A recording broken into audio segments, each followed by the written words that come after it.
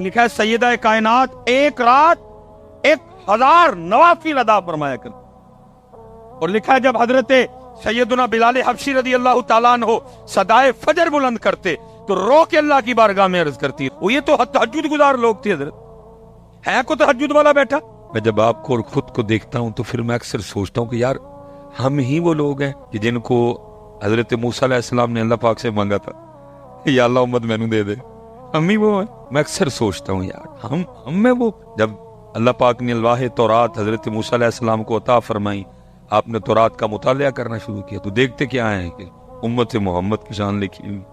جیسے جیسے پڑھتے جاتے ہیں دعائیں کرتے جاتے ہیں یا اللہ امت مجھے دے دے.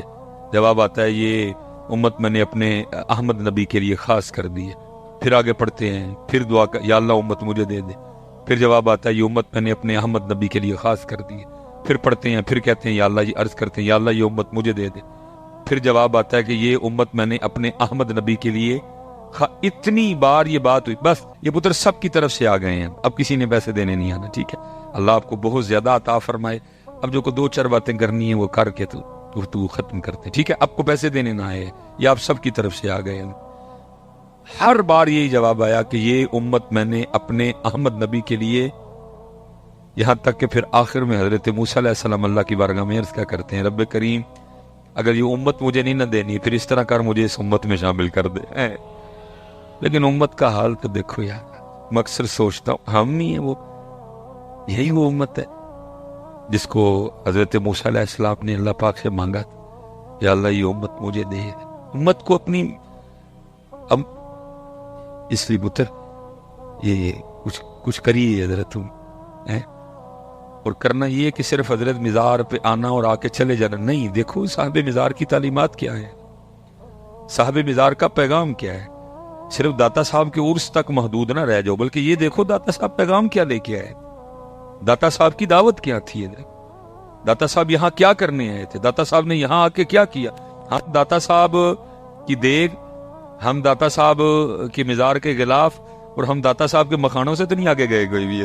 کشف المحجوب کسی نے کی خود پہ اپلائی. ہم تو بس غلاف پہ. اور جی غلاف کے لیے بھی سن لو امام احمد رضا خان فاضل بریلوی علیہ اللہ آپ نے فرمایا جتنی دیر پہلا غلاف خراب نہ ہو جائے دوسرا چڑھاؤ ہی نہ کوئی. لیکن ہم بس غلاف چاڑھ آئے تھے کہ اوہ کیا کر دیا. آپ تو فرمایا جتنی دیر پہلا خراب نہ ہو دوسرا چڑھاؤ ہی نہ کوئی. یہ تو غلاف صرف اس لیے ڈالا گیا ہے کہ بھئی اللہ والے کا مزار ہے اس کی شان و شوکت میں اضافہ ہوگا. باقی غلاف سے صاحب مزار کو فائدہ تو کوئی نہیں ہے. ہم غلاف, ہم مکھانے, ہم پھول اور دیگ سے آگے نہیں گئے. بالکل بریک ہے ادھر کی ادھر. ان کی تعلیم کیا تھی, ان کا پیغام کیا تھا, ان کی دعوت کیا تھی, انہوں نے زندگی کیسے گزاری, ان کی راتیں کیسی تھیں, ان کے دن کیسے تھے. ہماری جانے بلا ہم اسی بات پہ خوش ہیں. گئے تھے مکھانے بانٹائے, چول بانٹائے, غلاف چاڑھائے, ٹول لے کے گئے سا. او بھائی وہ ادھر اس لیے آئے تھے کہ غلاف چڑھانا, مکھانے بانٹنا, چاول بانٹنا. وہ تو یہ پیغام لے کے آئے تھے بھائی نماز پڑھو. وہ تو یہ پیغام لے کے آئے تھے کہ نبی پاک علیہ الصلوۃ والسلام کی شریعت پہ چلو. وہ تو یہ پیغام لے کے آئے تھے کہ اللہ ایک ہے. وہ تو یہ پیغام لے کے آئے تھے اس ذات کے علاوہ کسی کو سجدہ نہیں جائز. آج ہم مزاروں پہ سجدہ کر رہے ہیں. اور میں کہتا ہوں حضرت جب کسی مزار پہ سجدہ ہوتا ہوگا صاحب مزار پہ اندر کیا گزرتی ہوگی, میں یہاں کیا پیغام لے کے آیا, وہ یہ میرے مزار پہ یہ کام کر رہے ہیں آج. بالکل بیٹا کسی مزار پہ کوئی ایسی حرکت نہ کرو جس کی وجہ سے حضرت مسلک پہ انگلی اٹھے. حضرت سجدے آپ کرتے ہو جواب ہمیں دینے پڑتے ہیں. غیر شرعی حرکات آپ کرتے ہو جواب علماء کو دینے پڑتے ہیں. غیر شرعی حرکات مزارات پہ آپ کرتے ہو جناب انگلیاں مسلک پہ اٹھتی ہیں. حضرت کس نے کہا کہ سجدہ جائز ہے, کس نے اجازت دی کہ سجدہ جائز ہے, کس نے تمہیں کہا کہ سجدہ جائز ہے. بلکہ بزرگوں نے تو یہاں تک احتیاط لکھی, انہوں نے کہا ہاتھ بھی نہ لگاؤ. حضرت سائیڈ پہ دائیں طرف کھڑے ہو جاؤ, قرآن پاک پڑھو, سورہ یاسین پڑھو, درود تاج پڑھو, سورہ مزمل پڑھو, ان کو تحفہ پیش کرو اور ان کے وسیلے سے اللہ کے حضور دعا کرو. حضرت لیکن ہم نے حضرت دی مزارات پہ وہ کام شروع کر رکھے ہیں, انگلی مسلک پہ اٹھ رہی ہے. جواب علماء کو دینے پڑ رہے ہیں. اللہ کہیں جو کچھ بھی ہو رہا ہے کہیں نہیں لکھا حضرت, نہ ان لوگوں کی یہ تعلیم تھی. وہ یہ تو تہجد گزار لوگ تھے. حضرت ہے کو تہجد والا بیٹھا. وہ بھائی یہ تو وہ لوگ تھے جو ایک دن میں ایک قرآن تلاوت کیا کرتے تھے. ہمیں قرآن کھولے 1 سال ہو گئے. حضرت رمضان میں کھولا تھا, رمضان تک اگر زندہ رہے تو پھر کھول لیں. یہ تو بھائی ایک دن میں ایک قرآن پڑھنے والے تھے.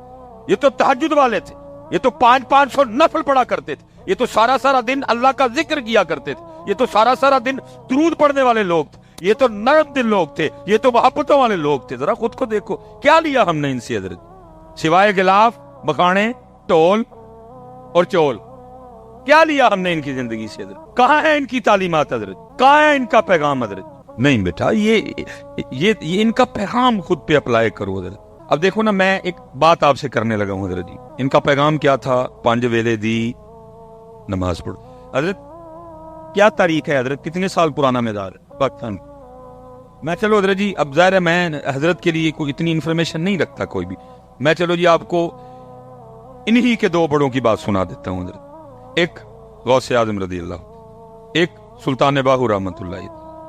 ایک کیا کہتے ہیں؟ ایک کہتے ہیں جو مسلمان ہے, جو بے نماز ہے, وہ خنزیر سے بھی برا ہے. ایک کیا کہہ رہے ہیں ان کے بڑے؟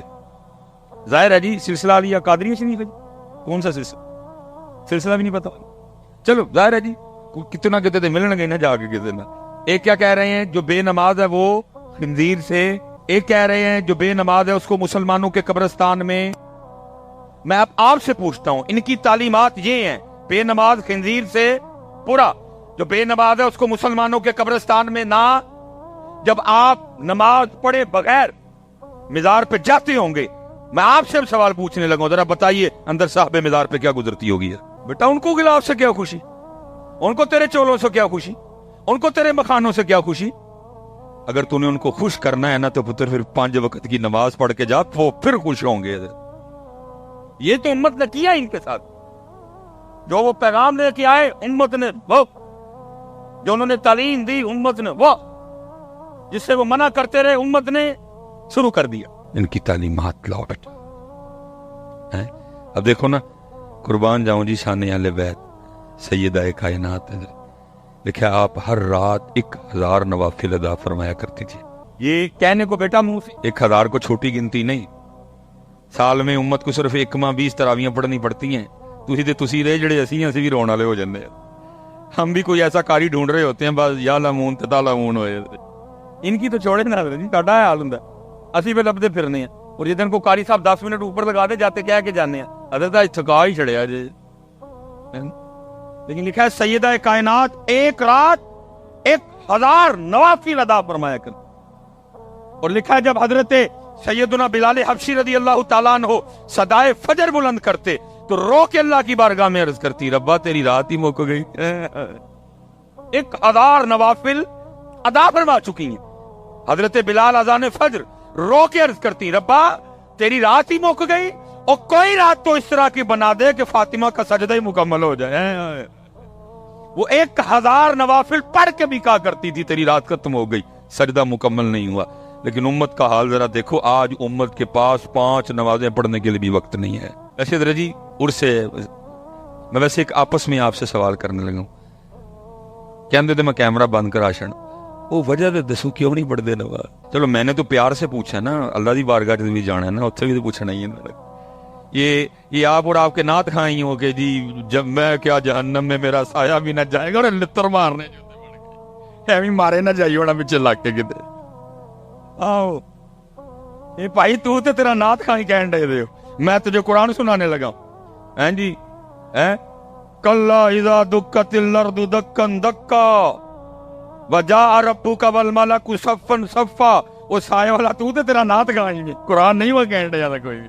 ایویں میں بیٹھے ماریا جائے گا کہ دے پیچھے لگ کے امال سالہ کب میں قرآن سنانے لگا ہوں آپ کو. یہ بھائی تیرا بھائی نعت کھائی انہوں پوچھ لیں کتے بہ کے, میاں جی قرآن جتے لکھیا نہیں, کتھوں جناب نو گل آئی ہے کہ جہنم میں نہیں میرا سایہ بھی نہ جائے گا. ہے قرآن کہہ رہا اذا زلزلت الارض زلزالها واخرجت الارض اثقالها. قرآن اذا السماء انفطرت واذا الكواكب انتصرت واذا البحار فجرت واذا القبور بعثرت علمت نفس ما قدمت واخرت. قرآن حضرت جی قرآن. اور پھر قرآن کہہ رہا ہے سورہ مدثر, جنتی جنت میں, جہنمی جہنم میں. اب قرآن کہتا ہے جو جنتی ہیں وہ جہنمیوں سے پوچھیں گے, فی جنتی یتساءلون عن المجرمین. وہ کیا کہیں گے, ما سلککم فی سقر. بھائی کیوں جہنم چاہ گئے, کیوں سڑن دے ہو؟ میاں نعت خان میں کیا میرا سایہ بھی. لیکن قرآن کہہ رہا ہے جہنم میں. او بھائی اب کافر سے تو نہیں نہ پوچھنا مسلمان نے. فی جنتی یتساءلون عن المجرمین ما سلککم فی سقر, کیوں جل رہے ہو آگ میں, کیوں آ گئے جہنم میں؟ کہتا ہے جہنمی جہنم میں آنے کی سب سے پہلی وجہ کیا بتائیں گے؟ وہ کہیں گے قالوا لم نک من المصلین, ہم جہنم میں اس لیے آئے کہ ہم نماز نہیں پڑھتے تھے. یہ قرآن سنایا میں نے تجھے کہ پتر ذرا دھیان کریں. مینو روز حشر دا ڈر, پرچیاں نا تو تے کہنا ہی ہے تینوں پرچیاں لبڑیاں, خدا دا واسطے حیا کر تھوڑی ساری, انہاں دا بیڑا گرک کرن دے. ان کو ڈرا رب سے. مجھ سے اب نہیں جی چپ رہا جاتا, جو فتویٰ دینا ہے انہوں نے میرے لیے دے لیں, جو انہوں نے کہنا ہے کہہ دیں, بیڑا گرک کر کے رکھ. حضرت صاحب اسی شاعراں دے دین تے نہیں, ہمارے لیے کوئی شاعر حجت نہیں. ہم بابوں سے بزرگوں سے پیار کرتے ہیں, لیکن اگر ان کا کوئی قول قرآن و سنت کے خلاف ہے تو ہم چلو سکوت کریں گے, لیکن ہم اس کو اپنی سٹیجوں پہ نہیں اٹھا کے لائیں گے. بھائی ہوگی کسی بابے کی کفیت, اس نے کہہ دیا جی مینوں روز حشر دا ڈرنا, لیکن بھائی ہم اس کو سٹیج پہ تو نہیں لا سکتے. صدیق اکبر ڈرے, عمر فاروق ڈرے, عثمان غنی ڈرے, مولا مشکل کشا ڈرے, امام ابو حنیفہ ڈرے, امام مالک ڈرے, امام حسن بصری ڈرے, حبیب اجمی ڈرے, بلکہ میاں محمد بخش صاحب ڈر کے کہیں عدل کریں تے تھر تھر کمڑ اٹھیاں شانہ والے. جی مجھے پتا ہے حضرت, اس کا اگلا مصرع بھی مجھے پتا ہے, ساڑی بلیاں دے ہاتھ لاج, مجھے پتا ہے پورا, لیکن قرآن ڈرا رہا ہے بیٹا. قرآن اس لیے دھیان رکھنا. قرآن کیا کہہ رہا ہے؟ جہنمی جہنم میں آنے کی پہلی وجہ کیا بتائیں گے ہم؟ نماز. یا تو دھیان رکھیو, جنہیں نماز نہیں پڑھی پھر انہیں قرآن کے اندر کتنے جانا ہے, کتنے جانا ہے. میں نے قرآن سنایا ہے, میں نے کو غالب یا میر تقی میر کی کو غزل نہیں سنائی آپ کو, میں نے آپ کو قرآن سنا ہے. چلو آپس میں بیٹھے ہیں, بابا جی دے مزارتے آئے ہیں, بابا جی خوش ہوں گے, کیوں نہیں نماز کو ایک بچہ اٹھ کے منو وجہ, آپس میں بیٹھے ہیں یار, کون بگانے علماء بیٹھے ہیں, میں آپ کا بھائی ہوں حضرت, کسی کا چھوٹا ہوں کسی کا بڑا ہوں, آپس میں بیٹھے ہیں. دسو ہاں کی وجہ ہے؟ کوئی مسجد خرابی میں ملنا نہ جا کے انتظامیہ کہ حضرت صاحب جنہیں کہندے نے مسجد ہونج دی کر چھڑا, نماز تے پڑھن کم از کم آ کے. کیوں بھائی بھائیو میرے, کوئی وجہ بتاؤ نا یار, اس دن بھی تو اللہ پاک کو جواب دینا ہے نا. دیو ہوں کو آپس دیکھتے ہیں بھلا ہمارا جواب ٹھیک ہے یا غلط ہے. علماء بیٹھے ہیں, ان سے چلو ذرا ٹھیک ہو جائے گا معاملہ. کو دو ہاں بھائی, میں تو بیٹا پیار سے پوچھ رہا ہوں, اس دن اللہ پاک کو جواب دینا ہے, اس دن اللہ پاک کو جواب. اور بھائی جتنے یہاں احباب بیٹھے ہیں جو نماز نہیں پڑھ رہے, ہاتھ جوڑ کے کوئی کسی کی تذلیل یا تضحیق نہیں کرنے لگا, آپ کی خیر خواہی کرنے لگا ہوں. یہ ہمارا جی بہت بڑا نام ہے حضرت حاتم اسم رحمت اللہ تعالی, بڑے پاک اللہ کے بنی ہوئے ہیں.